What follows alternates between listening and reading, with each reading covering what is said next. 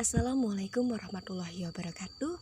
Sebelumnya perkenalkan, saya Cindy Anggraini dari perwakilan kelompok 10 akan memaparkan materi kami yang berjudul Analisis dan Penyajian Data Kuantitatif.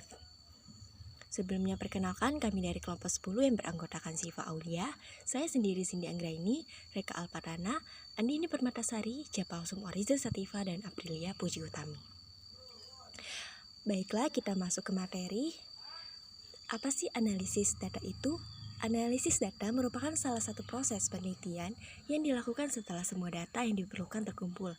Hal ini digunakan untuk memecahkan permasalahan yang diteliti. Ketajaman dan ketepatan dalam penggunaan alat analisis sangat menentukan keakuratan pengambilan kesimpulan.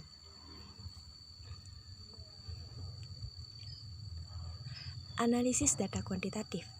Dalam kegiatannya, analisis data ini meliputi pengolahan dan penyajian data, melakukan perhitungan untuk mendeskripsikan data, dan melakukan pengujian hipotesis dengan menggunakan uji statistik.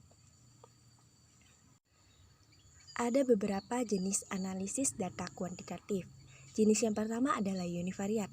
Analisis univariat ini merupakan analisis yang dilakukan terhadap masing-masing variabel dan hasil penelitian dianalisis untuk mengetahui distribusi dan persentase dari tiap variabel. Dan yang kedua adalah jenis analisis bivariat. Analisis bivariat ini merupakan analisis data yang dilakukan untuk mencari korelasi atau pengaruh antara dua variabel yang diteliti. Analisis bivariat ini kita lakukan dengan melakukan uji statistik. Nah, di samping ini ada tabel uji statistik pada analisis bivariat. Nah, jika variabel yang pertama merupakan variabel kategori dan yang variabel kedua juga kategori, maka uji statistik yang dapat kita gunakan itu adalah uji K-kuadrat atau Fisher-Ekstag. Sedangkan jika variabel satunya merupakan kategori dan variabel kedua merupakan numerik, maka uji statistik yang dapat kita gunakan adalah uji T atau uji ANOVA. Selanjutnya, jika variabel 1 dan variabel 2 sama-sama numerik, maka uji statistik yang dapat kita pakai adalah uji korelasi ataupun uji regresi. Dan yang ketiga adalah multivariat. Multivariat ini kita lakukan terhadap lebih dari 2 variabel, bisa 3, bisa 4, ataupun 5 atau lebih. Dan analisis multivariat ini biasanya terdapat hubungan antara satu variabel yang terikat atau dependen dengan beberapa variabel bebas atau independen. Nah, di bawah ini ada tabel jenis analisis multivariat. Kita contohkan pada analisis yang pertama adalah regresi. Dan pada variabel independennya ini berjumlah 1 dan jenis variabel dependennya merupakan metrik, maka jenis variabel independennya ini berupa metrik ataupun non-metrik. Nah, untuk jenis analisis multivariat selanjutnya dapat kalian lihat sendiri pada tabel ini. Selanjutnya kita memasuki penyajian data kuantitatif. Nah, dalam penyajian data kuantitatif ini dapat berbentuk narasi atau tulisan. Biasanya dipakai dalam menyajikan informasi yang didapat dari penyajian tabel maupun gambar. Nah, sifat dari bentuk narasi atau tulisan ini adalah tekstual atau teks. Dan penyajian data ini berupa kalimat, misalnya 3 di antara 10 peserta penyuluh kesehatan tentang penanggulangan bencana alam adalah mahasiswa. Nah, bentuk yang kedua adalah bentuk tabel. Bentuk tabel ini sudah diklarifikasikan dan ditabulasi datanya. Dan juga penyajiannya ini berbentuk sistematis dalam kolom ataupun jajaran. Untuk contoh tabel dapat kalian lihat di bawahnya. Selanjutnya dalam bentuk grafis. Data akan diperlihatkan atau dibandingkan secara kuantitatif. Penyajian data secara visual dalam bentuk grafik, gambar ataupun diagram dengan beberapa ketentuan. Yang pertama, judulnya harus jelas, tepat, terletak di atas grafik dan menggambarkan ciri tempat dan tahun data yang diperoleh. Selanjutnya, garis horizontal atau vertikal sebagai koordinat harus di atas agar garis kurva tampak jelas.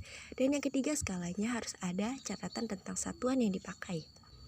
Bila data diambil dari sumber lain, maka tulisan tersebut dapat kita letakkan di bawah kiri grafik.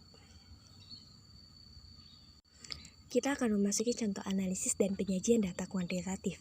Contoh yang pertama merupakan data kategorik dan kategorik. Soalnya, pengaruh peran orang tua terhadap pengetahuan remaja tentang kesehatan reproduksi, hipotes. Maka hipotesis dalam penelitian ini adalah hubungan antara peran orang tua terhadap pengetahuan remaja mengenai kesehatan reproduksi. Maka dapat kita bentuk bahwa variabel independennya ini adalah peran orang tua dan variabel dependennya ini adalah pengetahuan remaja. Nah, pada peran orang tua ini kita kategorikan menjadi dua. Yang pertama adalah berperan dan yang kedua tidak berperan. Dan pada pengetahuan remaja, kategorinya juga ada dua, dan yang pertama adalah baik dan yang kedua adalah tidak baik. Untuk skala ukurnya, kedua variabel ini menggunakan skala ukur ordinal. Data ini menggunakan analisis bivariat karena memiliki dua variabel dan termasuk jenis kategori-kategori. Maka uji statistik yang dapat kita gunakan adalah uji chi-kuadrat atau Fisher eksak. Dalam penyajian datanya, kita dapat menggunakan tabel seperti yang dapat kalian lihat pada PPT tersebut. Selanjutnya contoh soal nomor 2 yaitu data kategorik dan numerik. Soalnya adalah hubungan umur ibu dengan praktik pemberian ASI eksklusif. Hipotesisnya adalah hubungan umur ibu dengan praktik pemberian ASI eksklusif. Variabel independennya ada umur ibu dan variabel dependennya merupakan praktik pemberian ASI eksklusif. Umur ibu termasuk skala ukur rasio.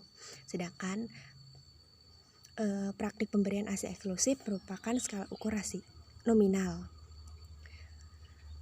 Untuk analisis bivariatnya, kita dapat menggunakan uji T atau ANOVA, dan penyajian datanya kita dapat menggunakan tabel dan juga narasi. Selanjutnya ada contoh soal yang ketiga yaitu data num-num atau data numerik-numerik.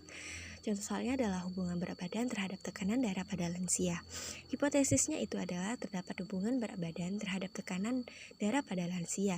Variabel independennya adalah berat badan dan variabel dependennya adalah tekanan darah. Skala ukur kedua variabel ini merupakan skala ukur rasio. Pada analisis bivariat, kita dapat menggunakan tabel uji dengan melakukan uji statistik, uji korelasi atau regresi.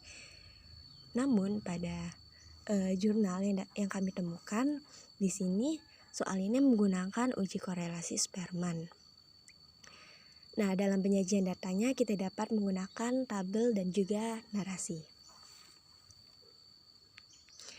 Dalam penyajian datanya kita dapat menggunakan tabel. Sekian dan terima kasih. Saya akhiri. Wassalamualaikum warahmatullahi wabarakatuh.